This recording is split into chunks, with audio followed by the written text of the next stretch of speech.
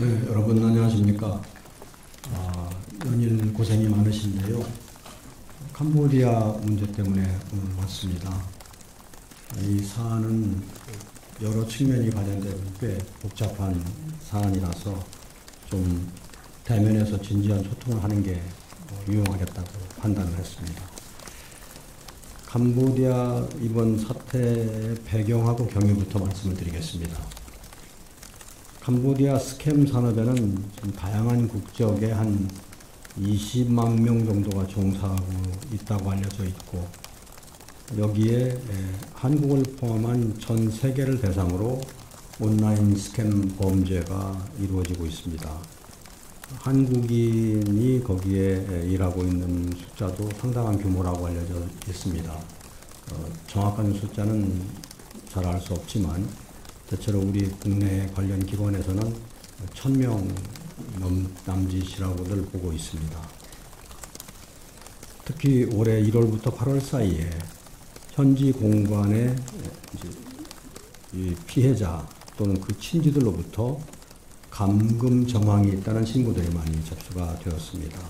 그 사람들은 명수로 한 330명 정도 됩니다. 금년 1월부터 8월까지입니다. 그런데 어제 외교부에서도 공개를 했듯이 이 중에 한 80%가량은 이미 해결이 되었습니다. 이제 그 이후에도 또 신고가 있고 가변적이고 또 신고처가 좀 다른 것도 있기 때문에 외교부하고 경찰청 간에 교차 확인 작업을 진행하고 있습니다. 그 작업이 완료되면 좀 더 명확한 현황을 파악할 수 있을 것입니다. 지금 외교부 공관 신고 기준으로 하면은 2024년, 25년 8월까지 한 550명 정도 신고가 있었습니다. 물론 그 전에도 있지만 그 전에는 10명 단위이기 때문에 숫자가 많지는 않습니다. 그 중에서 처리가 다 된 사안이 대부분이고 지금 처리 중이라고 할 수 있는 사안은 한 79건 정도로 파악이 됩니다. 아시다시피 2024년부터 문제가 급속히 악화되었습니다. 정부 차원에서 여러 대처를 하고 있었습니다만 캄보디아 내에서의 범죄 대응은 본질적으로 캄보디아 주권 사항이기 때문에 우리가 대응하는 데는 일정한 한계가 있고, 또 우리 국민들 중에서도 이러한 불법 행위에 대해서 가담한다는 점을 알면서 자발적으로 발을 들이는 경우도 많습니다. 그렇습니다. 그러다가 지난 8월에 한 대학생이 현지에서 사망하는 사건이 있었습니다. 더군다나 시신 운구가 늦어지면서 국내에서 관심이 크게 증폭되고 여론이 일었습니다. 그런데 운구가 늦어진 이유는 우리 쪽에서 유가족과 소통하는 과정에서 공동부검을 요구한 것과 관련이 있습니다. 공동부검을 우리가 요구를 했는데 캄보디아 측에서는 이제 공동부검이 흔치 않기 때문에 이것을 소화하려면 내부 절차가 필요했었습니다. 그 내부 절차 진행에 시간이 많이 소요되었습니다. 그러다가 최근에 캄보디아 측과 공동부검 문제에 대해서 합의가 잘 되었습니다. 그래서 조만간 공동부검을 실시하고 국내로 운구가 가능할 것으로 봅니다. 그동안에 우리 이 문제를 이제 종합적으로 대처하기 위해서 어떻게 해왔나, 그리고 앞으로 어찌 할까에 대해서 좀 말씀을 드리겠습니다. 무엇보다도 캄보디아 측과 양자 협의를 통해서 협조를 얻는 것이 관건입니다. 어저께 대통령 지시가 있어서 오늘 정부의 합동 대응팀을 급파하기로 했습니다. 오늘 저녁에 외교부의 이 차관과 경찰청의 국수본부장 그리고 법무부 인사 등으로 구성된 정부 합동팀이 출국할 예정입니다. 이 팀은 캄보디아 정부의 고위급 인사를 두루 면담해서 사태 해결을 위한 방안을 협의할 예정입니다.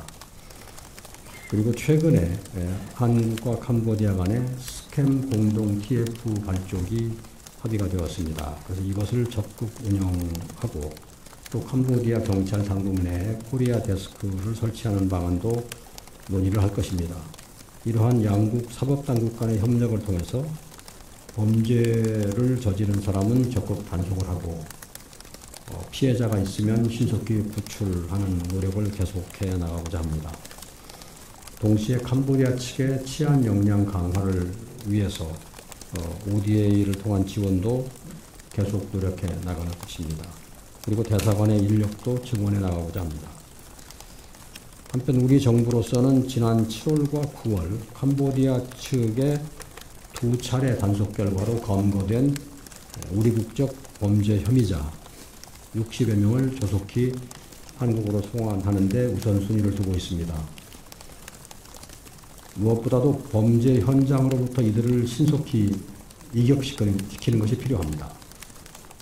국내로 송환한 후에는 조사를 해서 범죄의 연루 정도에 따라서 사법적인 조치를 취할 것입니다. 지금 가장 중요한 일 중에 하나는 현재도 그 안에서 감금 상태에 있을 가능성이 있는 또 소재가 파악되지 않은 분들을 신속히 한국으로 귀국시키는 겁니다. 이러한 전반적인 노력을 위해서 캄보디아 당국과 적극적인 공조 체제를 구축하는 것이 중요하다고 봅니다. 여기까지는 이제 캄보디아와 현지에서의 처리를 어떻게 할 것인가 하는 것이고요. 이에 못지않게 중요한 것이 국내에서의 조치입니다. 왜냐하면 국내에 캄보디아 스캠 산업에 유인될 소지들이 여전히 남아있고 심지어는 대사관에서 도움을 주어서 한국으로 돌아온 사람 중에 다시 캄보디아로 가는 자발적으로 재입국해서 온라인 스캠 센터로 돌아가는 경우도 확인이 되고 있습니다. 그래서 국내에서 다시 캄보디아의 스캠 산업에 유인되는 그러한 가능성을 최대한 예방하고 억제하는 노력을 해야 한다고 봅니다. 이에 필요한 여러 가지 행정적인 조치들도 강구해 나가고자 합니다. 물론 또 캄보디아 측에 대해서도 거기에서 범죄를 저지르고 추방 이력이 있는 사람들이 다시 입국할 수 없도록 협조를 구하고자 하는 노력도 하겠습니다. 그리고 무엇보다 자발적으로 고수익 일자리에 현혹되어서 캄보디아를 찾는 일을 막는 것이 필수적입니다. 범부처 차원에서 엄중한 처벌도 하고 또 이를 예방하는 노력도 하고 억제하는 노력도 적극 기울여 나갈 예정입니다. 그리고 어제 대통령님께서 말씀하셨듯이 캄보디아 내에 범죄 빈발 지역에 대해서는 여행 경보를 상향하는 절차도 진행하고자 합니다.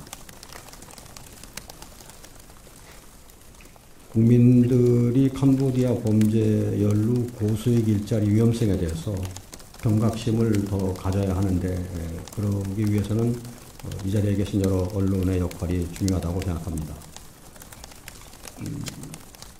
캄보디아에서 벌어지는 보이스피싱의 주 피해자는 그러니까 한국 사람들이 가서 그런 일을 하게 되면 그 주 대상은 한국 국민들입니다. 아마 이미 피해를 입은 분들이 많이 있을 겁니다. 정부 차원에서 우리 국민들이 빠른 시간 내에 상황을 전반적으로 이해하고 안심하실 수 있도록 계속해서 여러분들께 설명을 드리겠습니다. 언론에서도 우리 국민들이 충분한 경각심을 가지시되 캄보디아라는 나라 또는 캄보디아 국민 자체에 대해서는 과도한 반감을 갖지 않도록 협조해 주시기 바랍니다. 특히 캄보디아에서 터를 잡고 살고 계신 우리 교민들과 또 기업들의 피해와 걱정이 매우 큰 상황입니다. 대부분 한국인 관광객을 대상으로 사업을 하시던 분이기 때문에 생계와도 관련이 된다고 할 수 있습니다. 무엇보다도 우리 국민의 안전과 직결된 사안인 만큼 이 사안이 잘 해결될 수 있도록 저희도 노력하겠고 여러분들도 관심을 가져주시기를 부탁을 드립니다. 그리고 이번 사태를 전화위복으로 하여서 우리 국민들의 피해를 근절하고 국민의 생명과 안전을 보호함에 있어서 체감할 수 있는 실질적 전환의 계기로 삼고자 합니다. 제 말씀은 여기서 마치고 여러분들 질문 있으시면 답변 드리겠습니다.